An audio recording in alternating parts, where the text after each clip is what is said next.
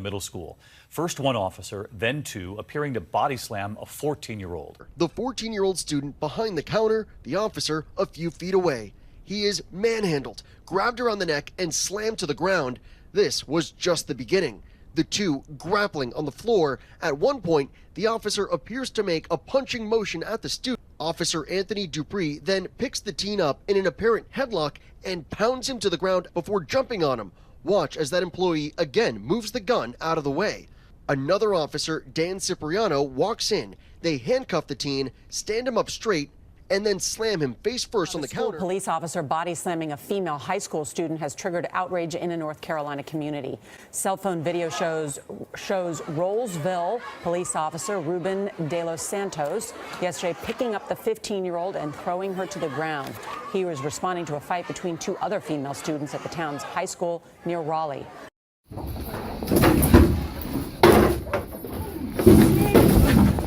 Hands behind your back. Give me your hands. Give me your hands. The videos that were previously featured demonstrate how police officers escalate situations with physical violence against the underage students. Such actions can be results of the zero tolerance policy. Zero tolerance practices are punitive ways to discipline students in the United States K-12 schools.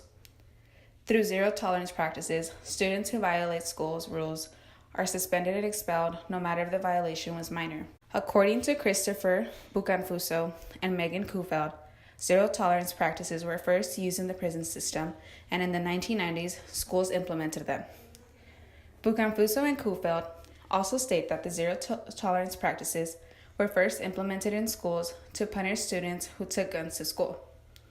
The policy later expanded to student suspensions or expulsions due to bullying, fighting, use of drugs and alcohol, and even minor misdemeanors such as swearing and wearing certain types of clothing. In 2013, AB 420 policy was passed in California, in which prohibited schools to suspend or expel students in grades K through 3rd for committing minor acts of disobedience. Therefore, we are proposing to amend the AB 420 policy by creating the Eradicating of Zero Tolerance Practices policy. And rather than simply having K through 3rd students, the new policy will extend to K through 12 students. This policy will eradicate zero tolerance practices in schools, and it will also implement restorative practices. We intend to specifically target the Inland Empire with this policy due to its high minority population. Minority students, especially Latinx, Black, and students with disabilities, are disproportionately affected by zero tolerance policies. So eradicating zero tolerance policies in these schools would make a large impact. Our policy intends to amend AB 420 to include students across K through 12, especially middle school and early high school students. Our reasoning behind this is that students in 7th and 8th grade lose a significant amount of instruction days, double of rates of students across all other days. According to David Washburn, suspension in middle school and early high school increases the chances of students dropping out, so it is important to ensure middle school students are essentially being pushed out of schools by zero tolerance policies. This policy has been implemented in many schools but has not shown any improvement in student behavior. Instead, it has aided in reinforcing the school-to-prison pipeline.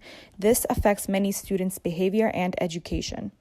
In addition, school resource officers no longer serve to promote the general safety of schools by being on hand in the case of an intruder or a disaster, and now instead serve to police the student population by giving out citations and suspensions for dress codes or violently escalating behavior issues and fights through physical force. The following clip by AJ Plus provides an in-depth explanation as to what the school-to-prison pipeline is and what its effects are. The school-to-prison pipeline. It's a term that describes how American kids get pushed out of public schools and into the juvenile and criminal justice systems. Basically, harsh zero-tolerance policies in schools have led to more suspensions, expulsions, and even in-school arrests. Getting suspended or expelled means more time away from school, and it doesn't take an honor student to figure out that's bad news. In fact, expelled and suspended students are more likely to get held back a grade, end up in juvie, or just drop out altogether. And dropping out of high school makes you 3 times more likely to get arrested. Back in school, forget about hallway monitors. Students these days often have to deal with school police. Minor offenses that might have landed you in the principal's office back in the day can now actually lead to your arrest. The statistics shown, provided by the Scott Foundation for Public Education, are particularly troubling when it comes to ending the school-to-prison pipeline.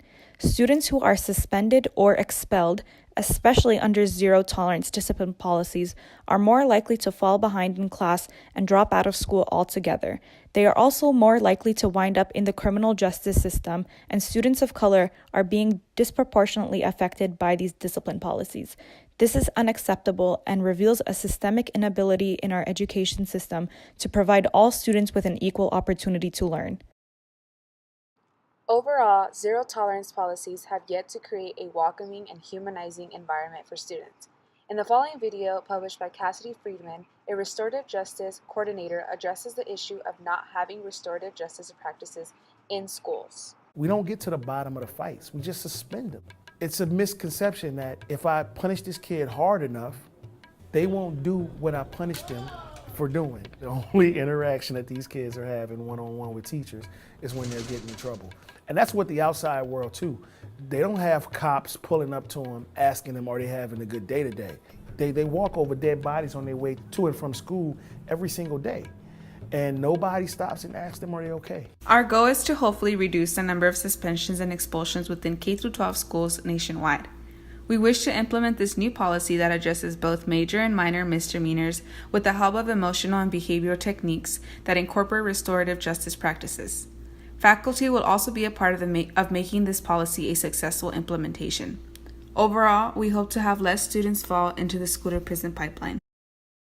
This new policy offers zero-tolerance alternatives. These features include a more responsive form of communication, greater support for students, and a more inclusive setting for each school. These alternatives will be more supportive rather than punitive, and it would be concerned with students' growth rather than controlling students. The following video by Cassidy Friedman is a clip filmed in an Oakland school which illustrates how restorative justice looks in the field. So I think what I've done and why have I done it? Like stealing, talking about inappropriate stuff, not being respectful. Where did you learn that behavior?